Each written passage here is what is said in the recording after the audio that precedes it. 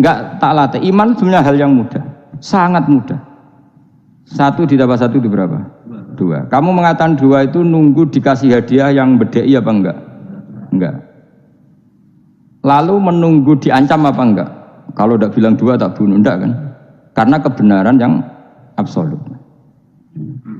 Lah Allah sebagai Tuhan itu kebenaran yang absolut apa enggak? Absolut. Sehingga harusnya Allah andaikan tidak bikin surga pun kita tetap bilang Allah Tuhan. Allah tidak nakut-nakuti dengan neraka pun kita tetap bilang Allah itu Tuhan. Dan yang mengajarkan bahwa Allah Tuhan yaitu Rasulullah Muhammad gak perlu bawa mukjizat yang spektakuler. Sehingga mukjizat itu masalah. Makanya tidak ada imannya sahabat karena mukjizat. Abu Bakar iman dengan kesadaran, Umar iman dengan semua khiyarus sahabat iman itu dengan kesadaran. Mukjizat itu hanya diminta orang-orang aneh-aneh, iku kafir-kafir elek, muni wa qalu lan nu'mina laka hatta tafjura lana minal ardi yambu'a. Jadi mukjizat itu diminta orang sing aneh-aneh, sing brengkel. Terus ya itu tadi seperti tadi, 1 tambah 1 berapa anak-anak? Ya sebetulnya 2, tapi kalau nggak dikasih papa tak jawab 5. Kalau kamu ingin iman masuk surga, utek kamu ijek kok catekan. Nanti ke swarga Gusti jenengan tak arani pangeran. Nah ora serah pangeran. Maka ini absurd, suatu yang absurd, yang buruk sekali. Sehingga orang-orang soleh pun, soleh-soleh kayak kue ini kan soleh amatir.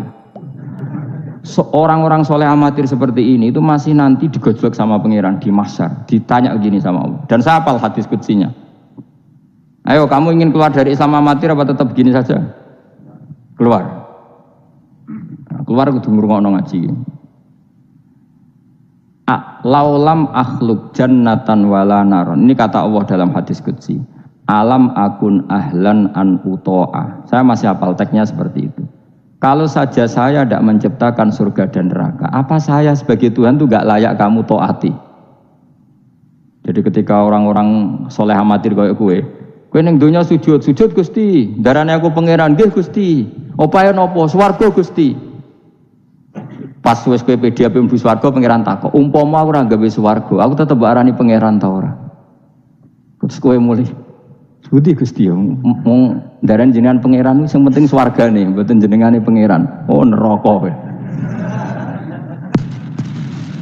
Karena kita bilang 1 ditambah 1 saja 2 tanpa presentasi yang membedai atau yang uji memberi hadiah atau tidak. Karena kita bilang 2 hanya butuh kewarasan, apa?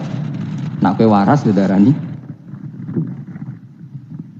Maka orang-orang pilihan itu malu kalau minta surga, karena Allah tetap Tuhan. Andikan nggak menciptakan surga maupun neraka. Makanya andikan saya tidak menciptakan surga dan neraka, apakah saya tetap tidak Tuhan?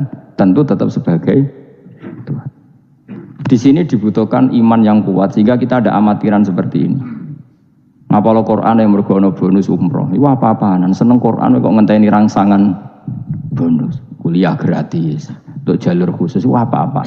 Kue gedeng ya keliru, wong Quran saiki berkah kok kue gedeng. Tapi kayak setuju goblok tak jamin. Kemilah ndi? Goblok apa hasud? Pilihane loro tok.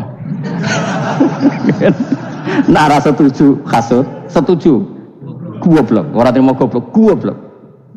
Wong seneng Quran kok ngenteni rangsangan hadiah, seneng umroh.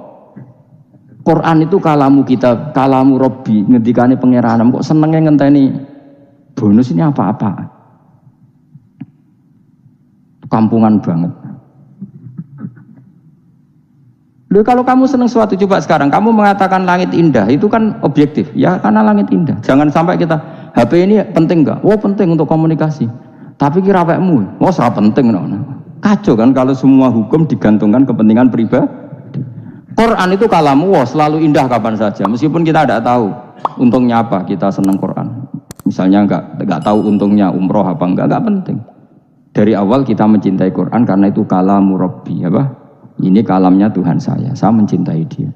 Saya mencintai Allah, maka yang berbau yang tentang Allah kita cintai. Tanpa presentasi dapat hadiah apa enggak, menghormat apa enggak.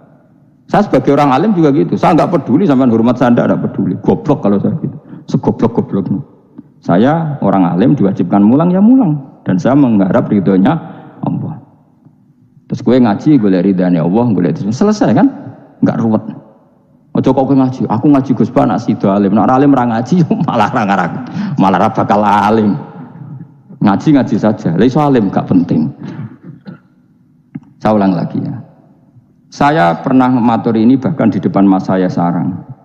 Sebab itu Nabi pernah ngendikan secara ekstrim, dan ini ekstrim yang baik. Tapi jangan disalahpahami, saya ulang jangan disalahpahami. Nabi pernah ngendikan gini, mangqala la ilaha illallah dakhalal jannah. Terus ada sahabat tanya, wa in zana wa in saraka yarqal wa in zana wa in saraka. Siapapun yang meyakini la ilaha illallah maka dia suatu saat pasti masuk surga. Meskipun pernah zina, pernah maling, iya kata Nabi, meskipun pernah zina dan pernah maling. Karena apa? Kebenaran absolutisme, kebenaran yang absolut itu tidak terkait qailnya yang mengatakan. Saya berkali-kali mencontohkan. Saya ketemu lonte di Indonesia atau di Mesir, siapa saja, atau bandar narkoba, atau siapa saja. Tak tanya, 1 tambah 1 berapa? Kira-kira lonte jawab berapa? Tidak, jawab saja, biar sampai pinter. 2. Bandar narkoba ditanya jawab berapa? 2. Yang di penjara KPK jawab berapa? 2. Kemudian ada rektor Al-Azhar, tak tanya, 1 tambah 1 berapa Pak Rektor? Lonte sudah bilang 2, penjahat sudah bilang 2, para begundal sudah jawab 2. Terus dia karena rektor Al-Azhar, kalau saya 3. Kira-kira ini rektor geblek apa enggak kira-kira? Geblek. Kira-kira, tapi tentu itu tidak mungkin. Tetap dia pun jawab 2. Dia enggak peduli, wah saya rektor kok jawabannya sama dengan penjahat. Karena kebenaran absolutisme itu tidak pernah bergantung kamu rektor, apa kamu siapa saja. Paham ya? Sehingga dalam ikrar bahwa Allah Tuhan itu kita sama dengan lonte, dengan penjahat sama. Semuanya ikrar kalau Allah itu Tuhan.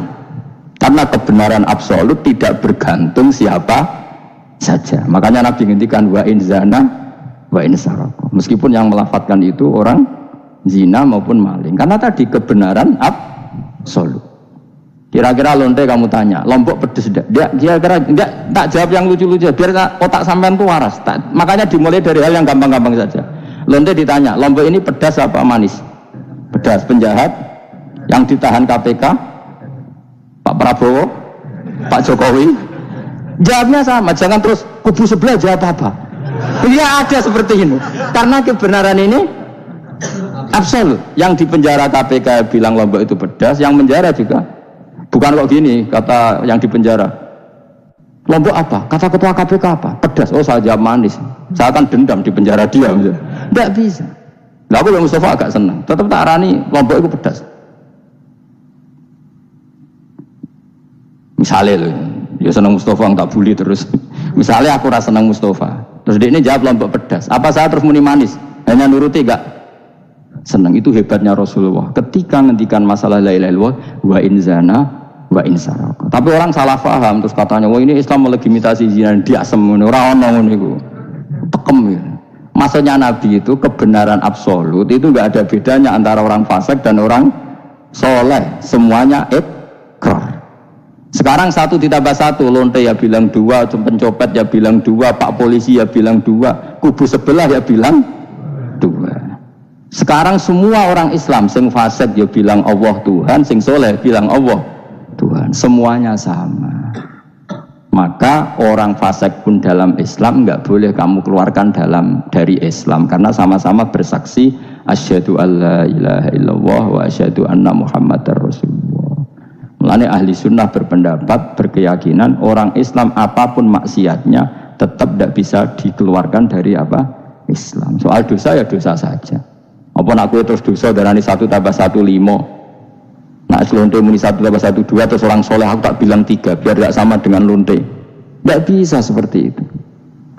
Maka harus dilatih terus kebenaran absolut. Maka saya bayangkan kalau saya ulang lagi, andai kan saya menyaksikan mukjizatnya Nabi memecah bulan, iman saya tidak tambah. Karena tanpa itu pun kadar kita imannya sudah full. Kenapa? Karena kebenaran Rasulullah sebagai Rasul adalah kebenaran yang absolut. Seperti saya meyakini 1 tambah 1 2. Dikasih hadiah 1 juta itu tidak nambahi iman saya kalau 1 tambah 1 2. Paham ya? Enggak tambah kan iman kamu. 1 tambah 1 2. Terus kamu dikasih hadiah 1 juta. Kepercayaan kamu bahwa 1 tambah 1 2 tambah apa enggak? Enggak kan? Karena kebenaran yang absolut. absolut. Nah itu yang dimaksud Sayyidina Ali ketika ngendikan lauku sifal ghata mastatu yaqinan. Umpama dunya iku aku semuka safah kabeh, imanku ora tambah. Ketika ditanya, apa Anda setelah di akhirat imannya tambah? Enggak, kata Sayyidina Ali. Apapun iman saya tidak tambah. Maksudnya tidak tambah karena kebenaran absolut. Siapapun yang mukmin secara benar itu imannya sudah 100%. Maka tidak akan tambah dengan hal-hal yang baru. Paham ya? Jelas. Kayak tadi, 1 tambah 1 kamu jawab berapa? 2. Itu kebenaran itu kamu imani kan sudah full 100. Kemudian yang bedai kamu, yang nguji kamu, udah kamu tak kasih 1 miliar, sudah kamu tak kasih umroh. Iman kamu 1 tambah 1, 2 tambah apa enggak? Enggak. Karena kebenaran absolut. Maka nanti setelah saya masuk surga tanya Allah, ha imanem tambah enggak setelah saya melihat surga? Ya tetap Gusti, tetap engkau sebagai Tuhan yang hakiki. Lah seneng tambah lah, niku tambah mergo kelon mau cara keren soal ta. Nggih, nak rugen kita koi. Imanem tambah gak ken, jabe. Mboten Gusti. Nak seneng tambah ki tambah lah Gusti riyen elek sakniki ayu lah. Tapi ya urusan seneng mawon, tapi nak imannya enggak perlu tambah karena tadi Allah Tuhan itu kebenaran yang absolut. Jelas nggih? Jelas toh. Maka kebenaran yang absolut ini sebetulnya enggak perlu mukjizat. Maka mukjizat itu hanya diturunkan sesekali saja oleh Allah di semua nabi. Bahkan mukjizat sering menjadi problem karena tadi kalaupun diturunkan ada potensi dituduh sebagai sihir. Makanya Allah nanti ngendikan walau fatahna alaihim babam minas sama fadhallu fihi arujun ya laqalu innamas sukirat absaruna bal nahnu qaumum masurun. Muhammad nak kaum njaluk mukjizat ora usah turuti, umpama langit itu tak buka. Kemudian mereka terbang ke langit menyaksikan alam malakut saya. Mereka akan bilang innama sukirat absaruna. Kita ini disihir Muhammad. Itu sama seperti peristiwa pecahnya rembulan. Pecahnya rembulan peristiwa yang dahsyat. Sahabat iman tapi ya dingin saja. Kenapa dingin? Karena sampai itu pun mereka sudah iman bahwa Rasulullah itu adalah Rasul yang hak. Karena bukti logikanya terlalu jelas. Tapi wong kafir apa? Ketika rembulan pecah, iqtarabatis sa'atu wan syaqqal qamar wa iyyaru ayata yu'ridu wa yaqulu sikhrum mustamir. Tetap dikomentari itu sebagai sihir. Tapi sahabat sebelum bulan pecah sudah iman karena sahabat otaknya waras. Jelas ya? Jadi mukjizat itu tidak diperlukan sebetulnya. Maksudnya tidak diperlukan dalam konteks iman karena tanpa itu pun para sahabat, para khiyarun nas sudah iman. Makanya agama ini liqaumi yaqilun bagi yang punya akal. Bukan liqaumin sing yasyadunal mukjizat bagi kaum yang menyaksikan mukjizat. Waras ya, jelas ya. Jelas ya. Mulane sebenarnya ana masar iku, aku mau swarga war kowe, mergo mau ijek takoki pangeran. Munggo aku ora gawe swarga, aku ijek pangeran ta ora. Terus kowe mikir sik. Bahaya. Berarti aku dadi pangeran mbok pikir sik, kecuali kowe tak kei swarga, kan tak takoki pangeran ngono kuwi. Itu ibarat Pak Guru tak jawab 2 asal kamu kasih hadiah, ya. Nah enggak tak katakan 3, itu utek. Allah tetap sebagai Tuhan meskipun enggak menciptakan surga maupun neraka. Karena ketuhanan Allah adalah absolut. Makanya Allah sering ngendikan dzalika bi anna Allaha huwal haqq wa anna ma yad'una min dunihi wal batil wa anna Allaha huwal aliyyul kabir. Allah selalu punya sifat abadi bahwa Dia zat yang hak. Yang lain menolak Allah adalah barang batil. Hak akan selalu hak, enggak butuh pendukung, enggak butuh apa-apa. Karena hak itu berdiri sendiri. Makanya Allah mensifati dirinya Al-Hayyul Qayyum, yang berdiri sendiri. Jelas ya?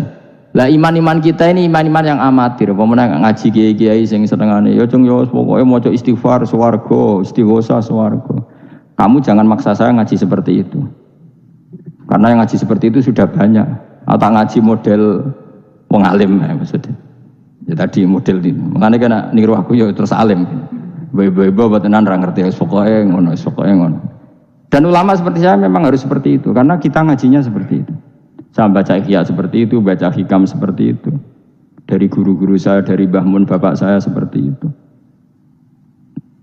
Makanya swarga itu dibuli-bulian mbek wali-wali. Ada wali yang tawani pangeran, "Jong silahkan bu swarga takokin, di surga bisa sholat Gusti saya." Iso ya. Oke kalau gitu. Karena gak iso mbayangno, nek mati dadi kawula kok ora sujud ku gak iso mbayangno wali-wali. Nek kowe kan gak kelon ora iso mbayangno. Uteke wis elek. Beda desain uteke wali. Ambek wong ngene-ngene iki beda banget tapi beda biasa. Jadi wali ku wis aneh. Jadi karena dia merasa gak bisa terpisah dari Tuhan, karena semua kebutuhannya tercukupi hanya oleh Tuhan, maka dia bayangkan, ning swarga ada enggak sesuatu yang saya kasihkan kepada Allah, saya dermakan, saya khidmatkan untuk Allah. Ning swarga kok mau kelon terus mangan terus apa-apaan ini. Jadi masih apa ya? Makanya dia aneh masuk surga itu masih asing. Sampai ketemu Allah, wujuhu yauma idzin nadhirah ila rabbiha nadhirah, baru puas. Kalau kamu kan enggak surga, mlebu swarga glundeng ora takok sing duwe, terus golek widadari kelon mangan. Ya sudah seperti itu. Sampai ditakoki Allah iku ora paham, mergo iki sing duwe sapa wis pokoke ngono. Ya tapi ya lumayan lah, sementing ning swarga. Tapi insya Allah yang jenis ini tidak ketemu saya juga agak ingin ketemu sih. Isen lah cara kalau tadi cara muruah harga diri ketemu jenis seperti ini. Ya tapi lumayan apa masih apa di surga. Nah, itu yang disebut fa'ama apa yang ashabul yamin tu fi sidrim makhdud wa talhim mandud wa dilimam. Itu pokoknya pakanan semua wa ma'im masku bafaqiyatin katsira la maqtu'ati wala makan bermakan jima inna ansa'na guna insya'a faja'alna guna. Tapi kalau orang muqarrabin, Allah itu enggak gambarkan nikmatnya muqarrabin. Fa'amma in kana minal muqarrabin farauhu. Dan karena semua kenikmatnya itu roh. Roh itu mala ena ro'at wala uduna samiat wala khotor ala qalbi basar. Dia nikmati di surga karena al-muqarrab, dekat sekali dengan Allah. Makanya di kitab-kitab wali itu banyak. Abdul Qasim Al-Junaidi, Abu Yazid tanya sama Allah, ya Allah kenapa saya tidak melihat umat saya, padahal engkau berjanji umat saya yang mencintai saya masuk surga. Dijawab Allah, sebenarnya umat kamu di surga semua, tapi nggak ada yang ingin ketemu saya. Bareng didelok mau do kelon do pesta. Makanya kayaknya saya tidak ketemu sampean ini karena itu tadi. Jadi karena itu tadi orientasinya beda, Pak. Orientasinya. Tapi tetap swarga ya. Swarga. Mbahmu tapi milih. Kudu ngamal enak wis mbrono.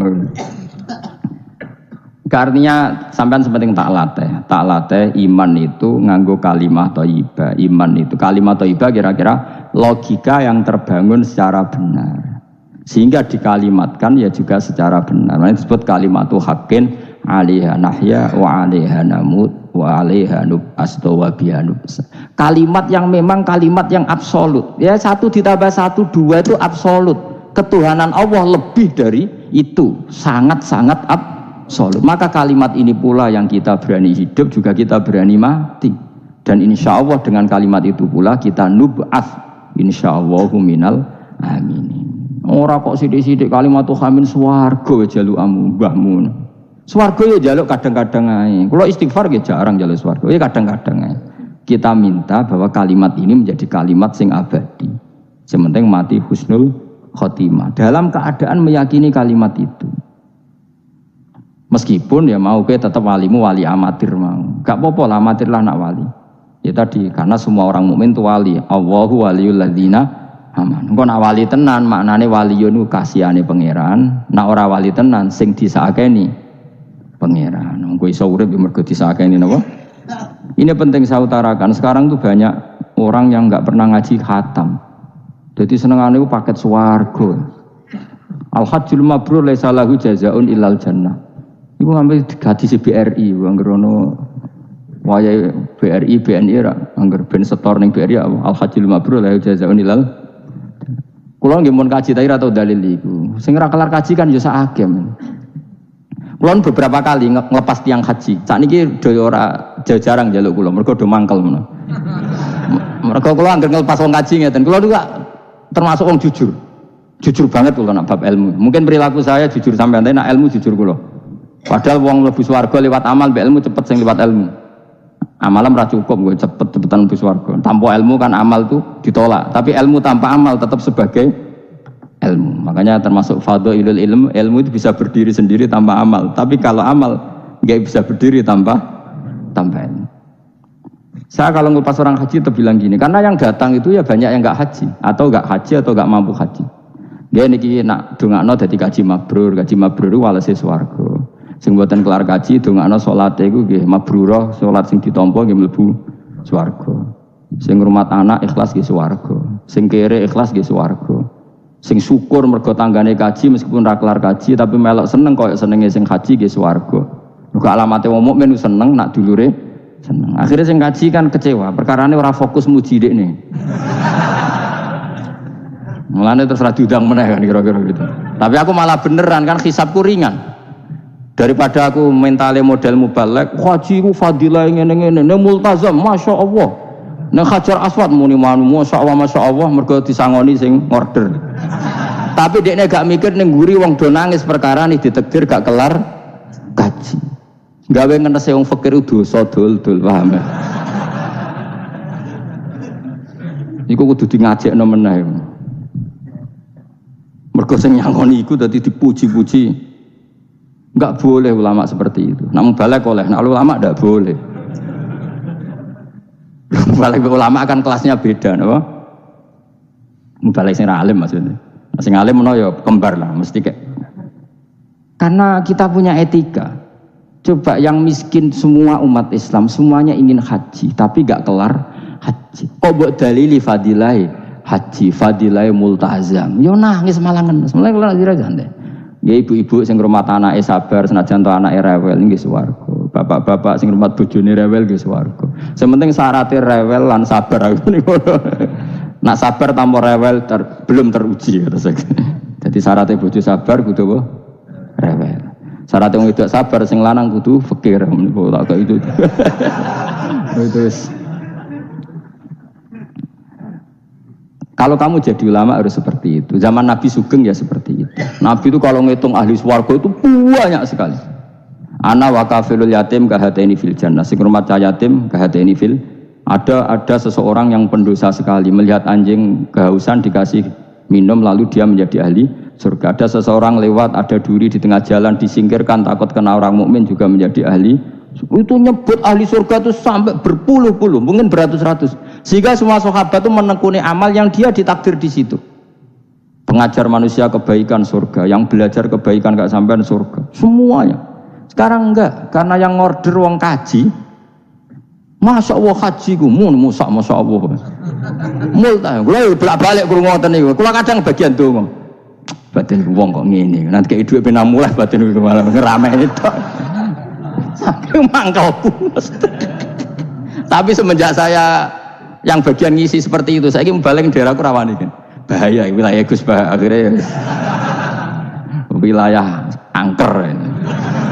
Akhirnya nak ngelepas wong kaji ge dongakno hajine mabrur sing mboten kaji ge mugi-mugi ibadah ditampa serawani ngomong liyane. Tak semprit agak. Karena Allah menyebut kebaikan itu banyak. Coba kenapa hadisnya hanya al-hajjul mabrur laisa lahu jazaa'un ilal. Memangnya tidak ada hadis ana wa kafilul yatim kahataini fil.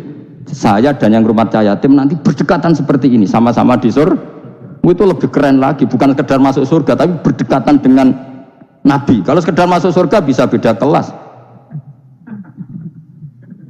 Kok gue aku kan beda. Tapi kalau nunggu cek eling nasihati kanca kula kurang ajar tenan. Kalau cek eling terus, Gus, nak soleh aja nemen-nemen. Engko swargamu apa mbahmu? Gak enak sungkan, Jar. Aku cek eling terus. Wes Agus soleh biasa wae. Engko tetep awor aku ngopi-ngopi santai. Aku cek eling. Artinya terngiang-ngiang, jangan-jangan nasihat ini benar gitu. Gue tangan-tangan ya sungkan. Gue ra iso lah kan ngeloni bojomu ning ngarepku ya sungkan lah kan. Oh terus gue adeng widadari ngalor gitu. Nak rawor aku kan santai. Mulane ki amalem biasa wae. Engko mari swarga mawar aku kan apa? Sungkan. Nanti saiki bocah ya rapati saleh alasan iku tok. Bahaya Gus ini. Ya kejar kader. Lah anak kesolehan Gus malah awor Nabi tambah sungkan meneh. Kurang ajar nasihat kok ngono. Ya tak gojol, tapi nak pas-pasan terus kurang sithik neraka. Ora usah mikir ngono Gus pokoke. Ya masuk akal nasihat itu. Mulane kula sakjane nggih saleh banget e ora saleh jaga tadi supaya gak awor mau ben gak sungkan. Cek urip kancaku. Tak takoki cek ketoke gaya ngene cek. Ya rada fasek-fasek sithik cek. Mau jaga ben apa? Ora sungkan. Ora enak loh Mustafa swarga kok. Kan gak bebas ya. Ngono kan rencanane ra bareng aku wis mesti. Sungkan ya. Apa overacting andene kepinginnya kan terus mandi di laut, mblodor kan. Seperti orang guru nih kan suka. Gak sawar kan ya? Gak sawar cuma sesekali sowan. Orang minggu pisan sowan. Sediluk wae. Bariku mulai. Saya ulang lagi ya. Latela iman secara benar karena agama ini liqaumi yaqilun. Dan yang minta mukjizat itu orang-orang yang otaknya sudah pecundang. Wong muni siji tambah siji loro wae kok butuh sing ngomong memberi hadiah. Ya ini apa-apaan. Allah sebagai Tuhan itu hak yang absolut. Ngapain kita nyari-nyari bukti? Apalagi nyari wis karuan. Nah Allah ku pangeran.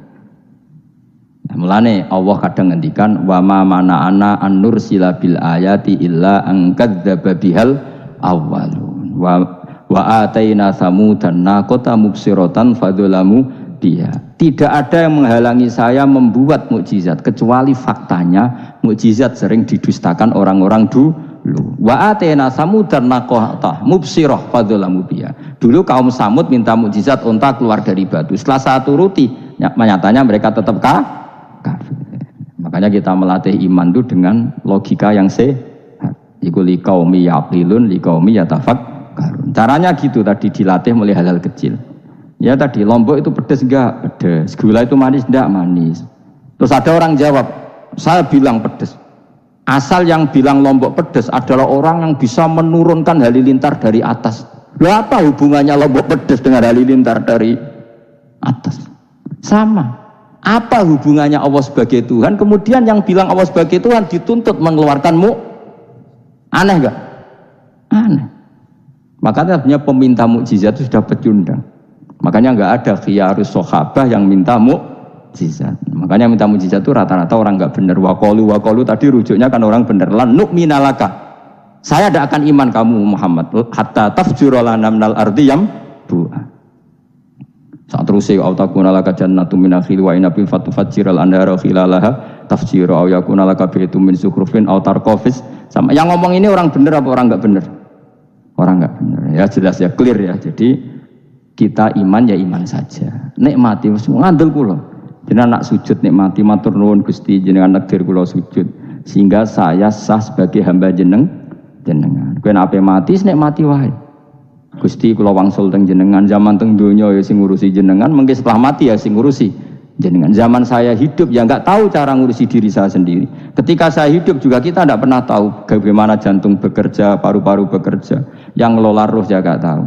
Zaman kita hidup yang jenengan kelola, setelah mati yang jenengan kelola. Sama saja Gusti, jenenge inna sholati wa nusuki wa mahyaya wa mamati lillahi rabbil alamin. Itu bagus.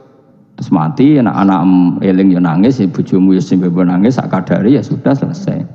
Nak kowe tangisan Cina, nak disiksa mungkar nakir. Tapi nak kowe wong soleh tenan wali kan ketemu mungkar nakir damai, pengalaman baru. Terus dites mungkar nakir lulus, oh kumplot, wah kan keren. Mlebu swarga diame, napa? Lah sing jenis iki mbok tahlili ya kena, ora ya kena aman. Paham ya? Ojo malah debat tahlil hukume piye. Ya tahlil kalimat thayyibah hukumnya ya apik. Anak pitung dina tradisi Buddha ya pitung dinane tradisi Buddha kalimat tetap kalimah thayyibah. Tapi misalnya ana sing ra gelem tahlil ya ora apa-apa, sing penting tetep nglafadzno kalimah cuma ra seneng dinane 7. Ya gawe 8. Nah, misalnya gedeng 7 ya gawe 8 kan gampang. Nah gedeng 7, gedeng 8 ya gawe 1, sementing ora anti kalimah thayyibah, mau anti modele. Ya enggak apa-apa, kowe kudu cocok tidak cocok biasa. Ini ilmu semuanya bebas. Ilmu itu wilayah pangeran. Artinya wilayah pangeran nanti yang uji itu kamu pangeran. Ngapain debat kamu sekarang? Kita sering kritik Wahabi, kita juga sering dikritik Wahabi, biasa saja. Saya sering ketemu ulama Wahabi, saling menghormati nggak apa-apa. Meskipun saling kritik, ya gejol-gejolkan ya biasa, nggak masalah. Orang alim mulai dulu kritik-kritikan biasa. Imam Syafi'i sama gurunya sering gejol-gejolkan. Pas atas nama orang alim ya gejol-gejolkan. Dulu itu Mbah Hasyim Asy'ari sering gejol-gejolkan sama Ki Fakih Mas Kumambang, sama-sama orang alim, ya murid sama guru. Karena ilmu itu memang apa ya, kayak iya kayak enggak. Nah, yang ilmu absolut pasti sepakat. Misalnya tadi, apa kalimat thayyibah itu selalu baik? Pasti selalu baik. Ya sudah. Nah, nanti cara kaifiyah melafatkan itu orang yang bisa berdebat. Baiknya dilafatkan kapan ya? Ya baik terus, tapi selalu ada pantangan. Misalnya di kamar mandi, saat jima misalnya. Itu kan pantangan-pantangan secara etika, no? Pantangan-pantangan apa? Tapi kalau ilmu sebagai ilmu itu biasa dulu. Ulama-ulama berbeda itu. Kalau gejol-gejol kan ya ulama dulu itu lucu. Misalnya sama tak beda, ya kan kamu jadi kiai. Kira rasa-rasaan jadi kiai.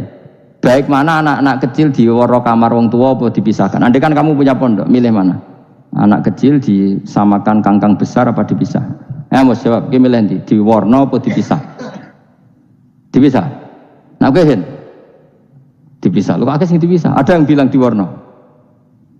Kalau di warna itu memang kalau dipisah itu resikonya sing kecil mentali cilik terus. Mergo ora ono sing didik sing tua. Nah di warna kadang sing cilik, sing tua kan suwaya rabi men bakas rabi. Sing cilik katut bakas rabi bahaya. Utawa sebalike sing cilik melok main game, sing tua melok main game mergo katut cah cilik. Lha iku jenenge istihad. Sama-sama apa? Sama-sama apa? Mungkin. Sehingga dulu itu pernah ada wali itu karena sholat jamaah itu di shaf akhir. Yang shaf awal wali karena sering shaf awal. Yang shaf akhir ya ada yang jadi wali. Yang shaf awal nggak terima. Kenapa kamu jadi wali padahal kalau sholat di shaf akhir? Jawabnya, saya itu malu sama Allah. Kok kepedean betul kok di depan. Tapi gak jadi niru ya. Gimana cerita? Cek pede nih. Enggak ngarep. Karena dia di belakang motifnya itu tidak males. Tapi motifnya itu apa? Tawadhu atau malu, dia jadi wali. Nah, aku kan bergo males banyak. Atau moh rohimame tadi. Iku sing mari ra wali-wali. Sing kok ngarep kadang ambisi ngimami padha dene malah repot meneh. Jadi dulu ilmu itu biasa. Orang Maliki itu nak gojlok orang Hanafi itu ya entek ngame. Orang Hanafi kalau gojlok Imam Malik itu ya entek ngame. Ya biasa dulu itu ilmu. Ya biasa. Misalnya gini sampean tak bedhei. Tidak jawab saja jujur. Rasulullah itu puasa Senin Kemis selalu apa kadang-kadang dalam semua riwayat. Kadang-kadang. Sesuatu yang kadang-kadang dilakukan Rasulullah itu akan sunat terus apa sunatnya juga kadang-kadang. Ayo jawab saja. Wah, akeh sing sarap ya. Rasulullah itu puasa Senin Kemis itu kadang-kadang apa terus? Kadang-kadang. Ini sudah masih benar. Sesuatu yang pernah dilakukan Nabi kadang-kadang itu menjadi sunat terus apa sunatnya juga kadang-kadang terus. Nah sekarang gitu. Sebetulnya hadis kunut itu semuanya sepakat. Rasulullah kunut itu ya ahyanan kadang-kadang. Nah sesuatu yang pernah dilakukan Nabi kadang-kadang itu akan menjadi sunat terus ila yaumil. Maka Imam Syafi'i milih kunut terus. Abu Hanifah enggak. Bahaya kalau sunat kok dilakukan terus nanti dikira wajib. Sehingga Abu Hanifah tidak kunut. Dan itu ya biasa ketemu gitu. Imam Syafi'i kalau sholat di masjid Abu Hanifah itu tidak kunut. Ketika ditanya ikroman di hadal madhab, saya menghormati madhab. Orang Hanafi kalau main ke rumahnya Imam Syafi'i ya kunut ya biasa dulu. Sekarang kunut dan kunut jadi politik identitas. Ini kunut sebelah ini mesti yang tidak kunut sebelah yang dulu itu enggak. Saya sampai sekarang nggak pernah tahu kunut itu tradisi ormas mana. Sampai sekarang nggak ada tahu. Karena saya orang alim tahunya kunut madhab Syafi'i nggak kunut madhab Hanafi. Dan itu sebelum tahun 12 dan 26 mazhab itu udah tahu toh maknanya mazhab itu sebelum tahun 12 dan tahun 26 jelas kok orang paham jadi dulu lama ya biasa perdebatannya gitu apakah sesuatu yang pernah dilakukan Nabi secara ahyanan itu sunat terus apa sunatnya juga ahyanan sekali tempo. Jawabannya apa? Terus. Tapi kalau terus bahaya nanti yang sunat dikira wajib.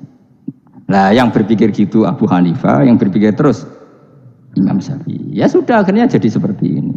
Dulu itu nggak jadi politik identitas, saling menghormati. Imam Syafi'i itu Abu Hanifah sudah kabundut. Pernah sholat di masjid Abu Hanifah tidak kunut. Ketika ditanya ikroman li hadzal madhab, saya menghormati madhab ini. Entah angen-angen nak kunut terus nggak dikira wajib. Orang-orang Hanafi kalau ke rumahnya Imam Syafi'i di komunitasnya juga kunut. Ya sudah biasa dulu seperti itu. Makanya kita ini harus ngaji. Dulu itu biasa ulama gejol-gejolkan perkara Madzhab kayak yang saya contohkan tadi. Orang yang membatalkan puasa lewat jima itu kan sanksinya berat. Sanksi ini karena jima, apa karena hadku hormati Ramadan biuri uzrin syar'iyyin, merusak kehormatan Ramadan tanpa uzur syara'. Cara Imam Malik karena merusak Ramadan tanpa uzur syara' sehingga gak jima pun hukumnya sama.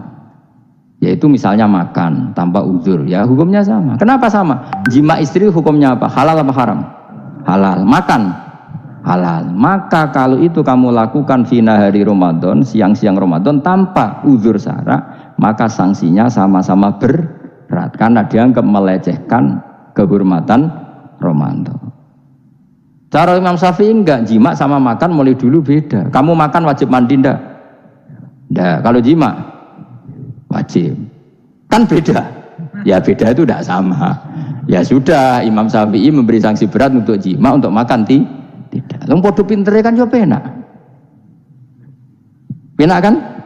Sing ora penak iku padha gobloke, padha sok pintere. Lah iku debate ra barbar iku. Padha gobloke, nak debat padha sok pintere. Wis naudzubillah min dzalik. Kulo nek debate wong malah kudu guyu. Malah melok goblok, ngrungokno tok malah melok goblok. Wong debat agama kok gak ono referensi, ra ono kitabe. Amen muni menurut saya. Memangnya Anda penting dalam wali ora, ulama ora kok debat agama menurut. Memangnya Anda mujtahid? Kudune gak menurut kitab yang saya baca dalam mazhab Syafi'i kitabnya ini begini. Sing sitok bantah dalam mazhab Maliki kitabnya ini. Wah itu keren. Aku teko ning majelis ini. Debat menurut saya. Memangnya Anda siapa? Nabi ndak, wali ndak, ulama ndak? Kok mau agama menurut Anda? Wis wargane ora mesti kok ape. Makanya dibiasakan pakai referensi, pakai sanad. Agama ini butuh sanad. Inna hadzal ilma dinun fanzuru amman ta'khuduna dinakum. Lihat di muqaddimah Sahih Muslim. Agama ini ilmu, ilmu ini agama. Maka lihatlah ilmu itu kamu ambil dari mana? Karena tanpa sanad ini bahaya. Bahayanya tadi misalnya begini. Ada orang alim soleh berteman orang kafir, atau berteman orang fasik, atau berteman perempuan cantik. Dia alim, alim soleh saya ulang lagi. Ada orang alim soleh berteman perempuan cantik, atau orang fasik, atau orang kafir. Pasti di hatinya satu. Wong ayu nak dikancani wong fasik, engkau malah melakukan hal-hal yang tidak terpuji. Nak dikancani wong alim, syaratnya soleh, saya ulang lagi. Dibina, dijak ngaji, diarahkan yang benar, terus dinikahkan sama orang soleh. Ternyata pertemanannya hanya proses ngantar wong ayu tadi baik dan menikah sama orang soleh. Berteman orang kafir ya dia mengajarkan hujah-hujah argumentasi Islam. Jika suatu saat berharap menjadi Islam. Tapi orang liberal melihat itu bukti bahwa agama itu bebas. Wong alim nyatane kancanan wong ayu, wong kafir gak masalah. Itu pilihan mbahmu. Ini beda, sama-sama cara zahir kancanan orang fasik, tapi asal orang soleh itu motifnya itu beda. Saya misalnya orang kaya, ada ulama kaya, itu senengannya blonjo, sampai bojone itu marah-marah. Saking parahnya ulama ini, kebetulan keluarga saya, ini anaknya mulai itu anaknya kon golek utangan. Padahal nilai anaknya pertama berangkat dari rumah itu bawa uang, mau ngirimi anaknya di sarang. Itu orang Jawa Timur, kiai alim. Roh bakul kacang ning bis gak mentolo ditukoni. Roh bakul mainan saake wong tuwek wadon ditukoni. Walhasil nduk sarangku duwe entek. Tapi gowo mainan, gowo kacang putu-putu. Saake jare. Sama-sama belanja. Dekne niate nyebar rahmate Allah. Yo saya pernah ngalami itu meskipun di ada skala yang ekstrim itu. Saya sampai sekarang anak saya mulai TK, SD tak sangoni terus. Kadang beli jajan yang dia sama sekali gak doyan. Dulu ibunya yang marah sebelum ora dipangan kok dituku Gus. Ya masih ora dipangan bakule tetap seneng. Butuhe bakule iku payu ora kok dipangan ta ora. Tapi utek-utek medhit ngene kan pikirannya kan. Nara dipangan aja tuku ya sakake bakule ndonga supaya laris. Lah duit 5.000 bagi kita kan ndak penting wis bentek. Ben manfaati bakul-bakul. Karena orang kadang dikasih itu malu loh karena ndak diharga diri. Tapi kalau lewat jual beli kan seneng. Ya banyak ulama yang gitu, boros tapi niatnya menyebar roh. Asal orang soleh itu baik-baik saja. Orang soleh melete, wah duitku akeh, tenang wae. Cara zahir melete, ternyata ngenakno sing dikai ben ora saan. Nah misalnya wong soleh terus sopan, duitku pas-pasan tak pangan sesuk wae ra ono, sing dikeki ya sungkan le dul-dul. Maka wong soleh kudu mlete ben sing dikeki ora sungkan. Bar ngekeki duit wong 100.000. Lah iya lanjenan duitmu akeh ora iso tak hitung ning omah. Ijek karungan. Lah kok karungan piye? Duit 1.000 kerja kok karung gak sak. Butuh wae ngenakno sing dikeki apa? Ngenakno sing dikeki. Asal wong soleh, dia ngomong gitu itu niatnya juga soleh. Tapi nak wong ra soleh, pancen mlete tenan. Bolak-balik wong ra soleh itu masalah. Makanya kancani wong soleh. Wong soleh itu orang yang luar biasa. Kanjeng Nabi ku nak daharu sering ning jobo. Ya biasa. Ketok wong akeh. Karena Nabi gak ada kepentingan. Beliau jadi Nabi setelah Nabi Isa alaihi salam yang saking sakralnya, saking priainya malah kebablasan dianggap sebagai anak Tuhan. Maka Nabi ngetokno kemanusiaan ini. Bahkan kalau dahar itu sering di luar. Gue ngetokno nak Nabi itu dahar sebagai umumnya kayak apa orang soleh. Lho kula nate berusaha khusyuk itu menang. Malah ngipi kuwi elek. Mergo aku ora meneng wae wibawa, nak meneng malah buyute wibawa. Akhire wong rawani takok agama. Nak ana ora takok agama terus takok wong liya, takok rugi malah ra karu-karuan. Tapi baru kayak aku sering guyon gejlokan orang berani tanya. Baru kayak berani tanya, ilmu dikembalikan pada ahlinya. Jadi wong soleh ku ngomong terus yo barokah, saenake yo barokah, asal dekne soleh barokah terus. Tapi nak wong ra soleh goblok mbok meneng ben wibawa. Nah ibadah anggap wali terus pakai sing sowan innalillahi wa inna ilaihi rajiun. Aneh-aneh wae. Modus yo jenenge wae. Lho iya, kayak kasus di Probolinggo, andai kan wonge ra jubahan iku ora ono sing percaya. Dia dipercaya karena modus apa? Kesalehan. Umpama dekne nganggo kathok seprapat terus pahpoh ning pasar, ayo aku bisa gadakan uang, percaya to ora? Baru kayak jubahan ibu-ibu soleh. Maka sarana kesalehan ini kalau di mata orang nggak soleh, di tangan orang nggak soleh itu bahaya. Makanya kata ulama, kata Imam Haromen, kena alim, murid pun biasa wae. Aja sampai kue terlalu khusyuk terus nak ngomong dindel, padahal keliru ngomongmu itu. Mergo anti Mas bener kok sampean ini bener. Ora alim sepeda motor ya sampai dang-dang sampai rokokan itu bener. Kue ada bebo khusyuk malah bahaya. Dikira ahlul ilmi jebule gloyor napa. Mulane kan apa melete tak anggap pinter ini. Menutupi apa? Pokoknya terus no dewe. Jadi itu ada aturannya. Pokoknya yang penting itu soleh alim. Makanya saya berkali-kali cerita, saya punya sanad sampai Sufyan bin Uyainah, itu termasuk gurunya Imam Syafi'i. Ya gurunya Imam Syafi'i itu yang paling masyhur itu Muslim bin Khalid Az-Zanji ketika kecil. Beliau diajari sufi oleh Sufyan bin Uyainah. Kemudian ngaji hadis sama Imam Malik. Cuma di Indonesia yang terkenal beliau hanya muridnya siapa? Imam Malik. Sebenarnya dia ngaji lama itu malah sama Sufyan bin Uyainah. Sufyan bin Uyainah ini yang punya riwayat bahwa Nabi Isa dan Nabi Yahya pernah bertemu. Ketika bertemu di satu kampung, sing Nabi Isa tanya, "Aina sirarun nas?" Lalu rumahnya orang-orang fasik di mana? Sing Nabi Yahya selalu tanya, "Aina khiyarun nas?" Lalu rumahnya orang-orang baik di mana? Ini sama-sama Nabi dan sama-sama muda. Kita tahu Nabi Isa juga wa atainaul hukma apa? Sobia. Nabi Yahya ya Yahya khudil kitab bi quwwah wa atainaul hukma sobia. Nabi Yahya juga mulai cilik alim, Nabi Isa juga mulai cilik alim wa yukallimun nasa fil mahdi wa kahla. Ini sama-sama orang alim mulai kecil, hanya dua itu, Yahya dan siapa?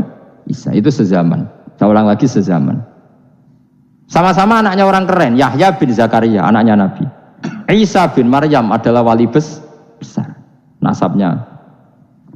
Akhirnya Nabi Isa yang mulai tanya, "Limada tas'al aina khiyarun nas?" Kenapa kamu tanya rumahnya orang-orang baik di mana? Kata Nabi Yahya, kumpul orang soleh itu enak, nyaman. Ya kan nyaman kan kumpul orang soleh, tidak ada narkoba, tidak ada kegaduhan, tidak ada berisik. Terus gantian Nabi Yahya tanya, "Limada tas'al aina sirarun nas?" Lalu kenapa Anda tanya di mana rumahnya orang-orang buruk? Terus kata Nabi Isa, "Anan Nabi, saya ini Nabi, biman zilatit tabib, ibarat dokter, udawil marto, maka saya mengobati yang sakit." Kalau Anda seorang dokter, nyari sampling penyakit, nyari di endemik daerah penyakit apa daerah sehat? Penyakit. Ya tapi kalau kamu takut ketularan, nyari daerah sehat apa daerah berpenyakit?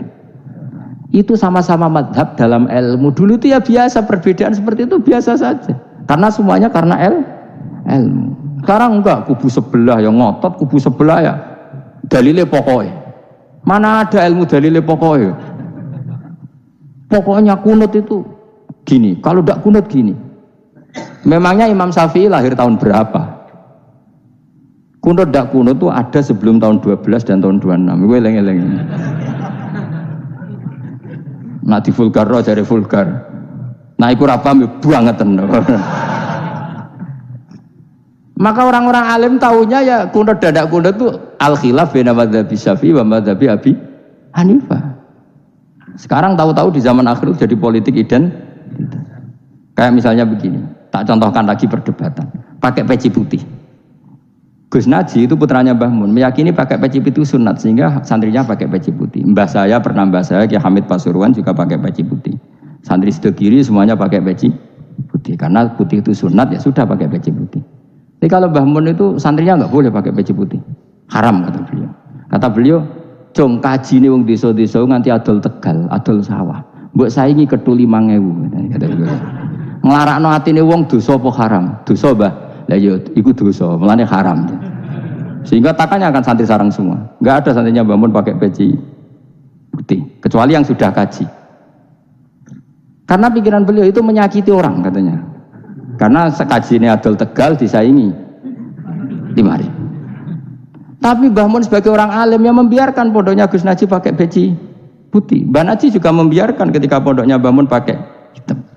Makanya saya keterusan peci, saya itu sudah kaji, tapi karena saya mulai dulu gak pernah pakai peci putih terus keterusan sampai sekarang. Tapi suatu saat aku juga nganggukan kan, entah kapan suatu saat.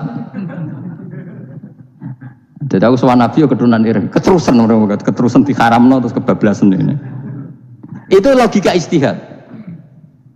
Sama misalnya khasnya ulama itu pakai jubah, pakai apa? Ya sudah itu khasnya ulama. Terus kayak misalnya neng parkiran macak ngono. Alasannya anut ulama. Kira-kira menyinggung orang apa ndak kira-kira? Kowe kelakuan cek ra karuan jubah sunah Rasul terus kene parang kritis delok wong macem-macem jubah. Kacau gak? Elek-eleki nasab apa enggak? Boy orang itu mikir, jadi karena ada selalu masalah ijtihadiyah. Abdullah bin Mas'ud dulu itu kalau sholat itu nggak pernah pakai baju resmi, seringnya pakai sarung tok, kadang nggak pakai baju.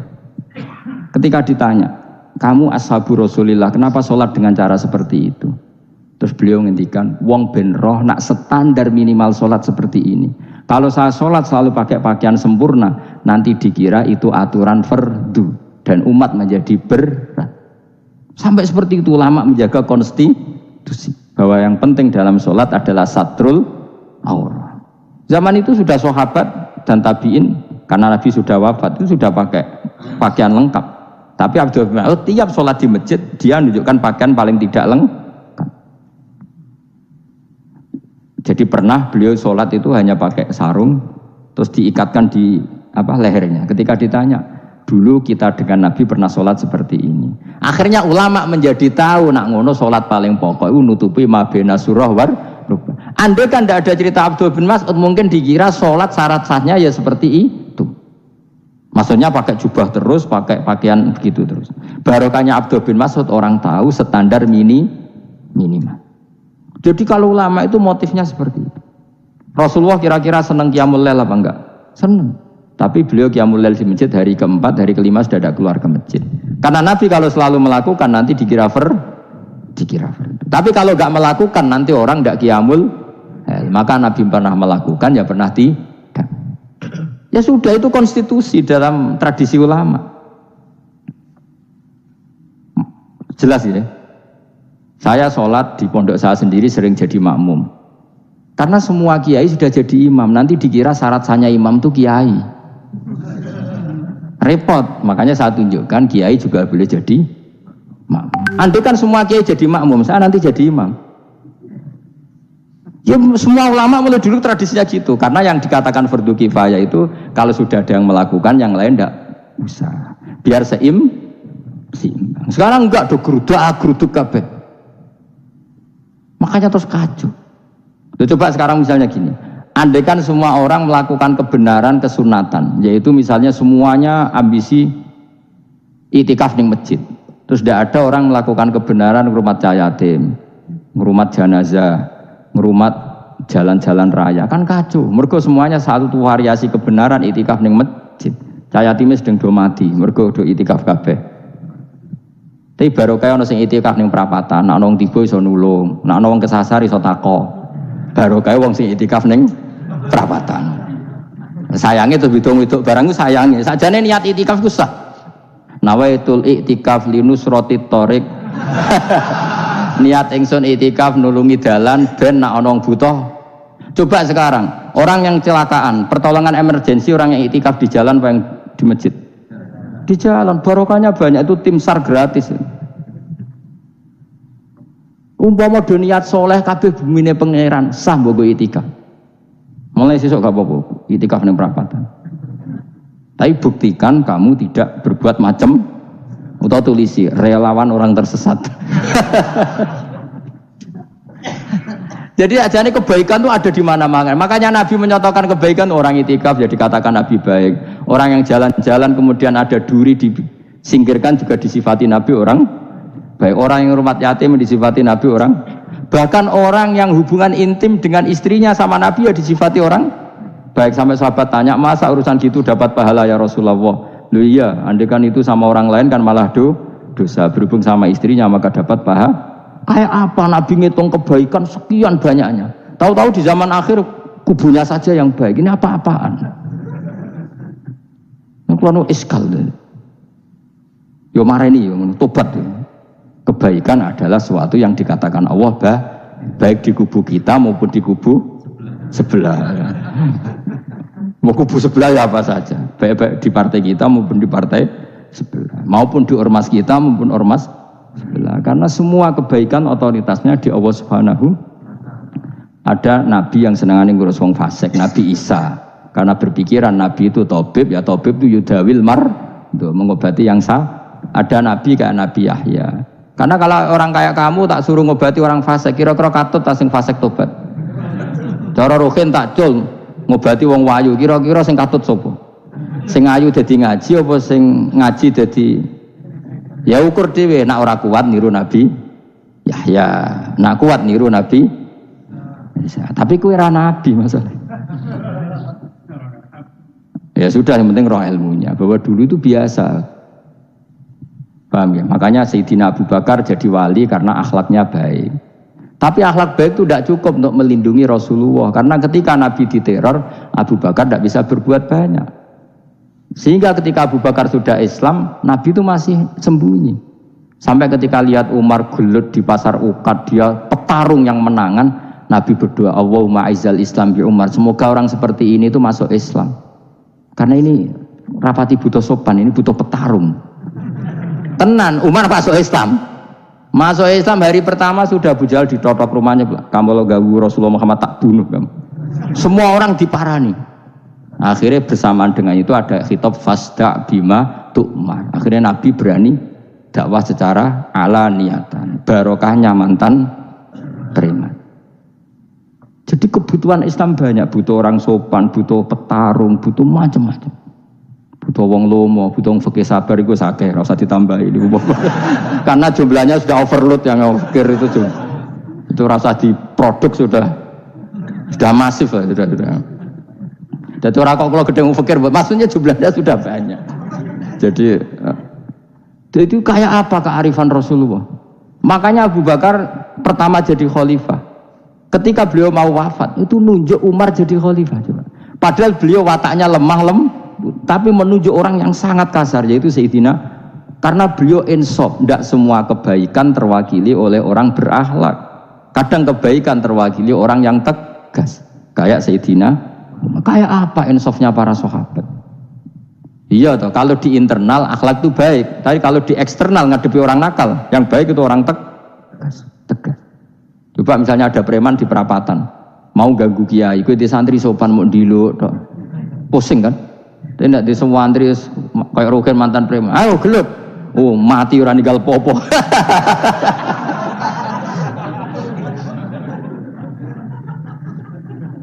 Itu kan keren, apa? Keren. Makanya Abu Bakar ketika, lu ya, sampean tahu kan hadisnya Umar, setiap ada orang munafik macam-macam pamitnya sama Nabi, dakni adrib pun izini Nabi tak biya coy. Ya setiap hari kegiatannya gitu terus. Tapi dulu orang itu insaf, Abu Bakar insaf, kelebihannya Umar di situ. Umar insaf, kelebihannya Abu Bakar di. Maka ketika kandidat khalifah, Umar mengangkat Abu Bakar jadi khalifah dan disetujui semua sahabat. Ketika Abu Bakar mau wafat menunjuk Umar dan disetujui semua sahabat. Orang kok Abu Bakar pepe wong halus, golek sing sejenis aku ndak. Karena dulu semua orang itu pakai insaf, pakai kesadaran sing super tinggi, tidak nuruti nafsu. Loh saya andekan ada orang alim sekelas saya kok mau ganti tafsir Jalalain, ganti Gus Fikih yang mendesak fikih. Terus dia alim enggak masalah. Alatnya dia alim keramat. Wah dia ngerti Allah Mahfud nak setingkat aku. Nak roh berarti hop. Karena dulu itu begitu, ulama dulu itu seperti itu. Biasa. Sekarang itu enggak. Orang itu kalau enggak kelompoknya enggak mesti salah. Abu Bakar itu raqiqul qalbi, raqiqul hawashi, riqqatul qalbi. Tapi beliau justru menunjuk Sayyidina Umar karena dia tahu Islam itu musuhnya banyak, butuh orang tegas. Umar juga tahu bahwa di internal Islam itu butuh riqqatul qalbi sehingga beliau hormat sama Abu Bakar. Tak pimpin aku, wah bubar kabeh. Tapi dari Abu Bakar, ning jobo aku tok wong mlete nek ora ono Umar. Sehingga dua beliau saling melengkapi dan itu luar biasa. Nah khilafnya ulama kira-kira seperti itu. Yang peci putih ya silahkan gue iling-ilingan, nak putih itu sunat. Tapi sing ireng piye-piye kaji desa iku disaingi kedul 5.000 gak terima aja. Yakin ya bos. Nah saya ini mulai kecil di sarang. Tapi mertua saya itu keluarga Pasuruan. Jadi saya lucunya saya kalau ngajar di Pasuruan pakai peci hitam. Sebagian santri separuh pakai peci hitam menghormati saya. Sebagian pakai putih menghormati kiainya. Jadi saya lihat ini ya sepanjang sejarah kalau saya ngajar itu jadi warna-warni itu karena saya kaget kok banyak yang pakai peci hitam menghormati jenengan, yang putih masih banyak separuhan ya gak ada yang merencanakan ya alami saja. Antara sampean bener di putih apa hitam? Putih apa hitam? Bebas. Karena tadi ini masalah nopo istihad. Pun kalau terus pokoknya sementing wow iman itu sesuatu yang absolut. Maka kita andaikan Allah tidak bikin surga neraka pun kita tetap sebagaimana kita mengatakan 1 tambah 1 2 dapat hadiah apa ada dapat hadiah ya tetap mengatakan 2 1 tambah 1 pasti 2. Subhanalladzi mawsuti dzat khalaqa kang gawe sapa ladi ala azwaja ing pira-pira pasangan ari asnafa tegese pira-pira pasangan kullaha sakabehane asnaf. Tak Allah gawe mimasa yang perkara tumbitu kang nukulno apa bahasa Indonesia menumbuhkan apa al-ardu bumi minal hububi sanging pira-pira bebijian wa ghairi halan yani hubub wa min anfusihim lan Allah gawe jenis jejodohan sangka awak dhewe ne wong akeh. Jadi Allah bikin sesuatu itu berjodoh-jodoh, berpasang-pasangan, termasuk manusia juga berpasang-pasangan. Minat zukuri sing pira-pira lanang walinasilan pira-pira wedok wa mimalan sing perkara la ya lamun kang ora ngerti sapa wong akeh. Maksudnya zaman belum ditemukan listrik misalnya atau belum ditemukan apa saja yang zaman itu enggak ada. Allah ngendikannya gini, Maha suci zat yang bikin tumbuhan, bikin hewan semuanya berpasang-pasangan, termasuk manusia juga berpasang-pasangan. Dan Allah juga bikin berpasang-pasangan dari sesuatu yang sekarang belum dikenal di era itu. Jenenge wa mimma la ya lamun. Ya era itu misalnya nggak ada listrik, tapi setelah ada listrik ya sama, ada plus ada minus. Jadi sama tetap polanya, asal selain Allah itu pasti berpasang. Meskipun sesuatu itu sekarang belum dikenal. Kayak zaman dulu kan belum ada listrik, tapi setelah ditemukan listrik juga ada plus, ada minus. Itu jenis wa mimma la ya lamun, dan dari sesuatu yang kamu tidak tahu. Minal makhlukati sing pira-pira makhluk al